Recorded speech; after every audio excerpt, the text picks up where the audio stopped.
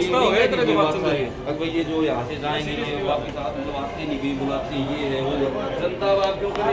ये मुद्दा एक बार के लिए लगातार मैं राजेश हिंदुस्तानी हिसार से। सबसे बड़ी बात है कि पहली बात है किसी भी समस्या के विषय में एक विचार किया जाना। तो जो विचार हो रहा है वो बहुत अच्छी बात है, क्योंकि डिस्कस होगी, बहस होगी, उससे कुछ न कुछ निकलेगा। उसके ऊपर बाद में हम विचार करेंगे, विचार करके उसको क्रियान्वित करने के लिए कोशिश करेंगे। सबसे बड़ी बात ये, उसके लिए हिसार में और हिंदुस्तान में, हरियाणा में बहुत सी समस्याएं हैं। कुछ कॉमन हैं, कुछ क्षेत्रीय हैं, कुछ अलग अलग। उन सभी का मतलब हम लोग मिल करके ऐसा निदान निकालें जो सभी के लिए ठीक हो।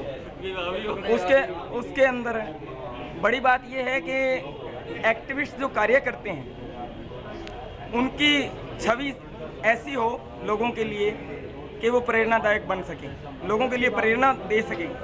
और इसके अलावा वो एक लोगों के लिए आइकॉन की तरह काम करें कि लोग उनको समझे कि ये ठीक काम कर रहा है तो मैं भी इसके साथ जुड़ूं। और जो संगठन वाले लोग हैं, व्यक्तिगत या सामूहिक जो भी एजेंडा उठाते हैं उसको वो पूरा करें। लोगों में उस संस्था की, उस सामूहिक संस्थाओं की एजेंडे की ऐसी बात हो कि उनको कोई ये ना सोचे कि इन्होंने ऐसा नहीं किया या ऐसा किया, उसकी छवि खराब ना हो।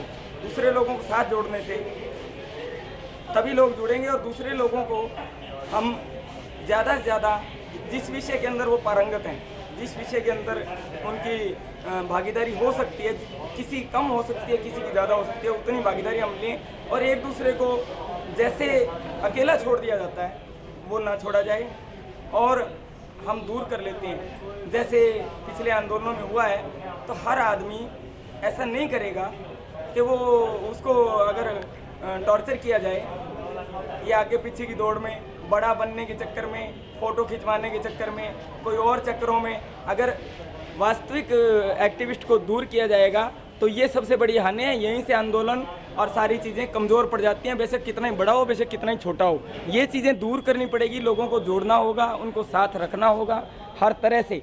उनको अपने जोड़ने के लिए आपको उसकी बात और उसकी भावना की भी कदर करनी पड़ेगी। और हर सामाजिक बुराई और भ्रष्टाचार और हर डिपार्टमेंट और हर चीज़ के बारे में जागरूक होकर हम दूसरे को कुछ दे सकते हैं।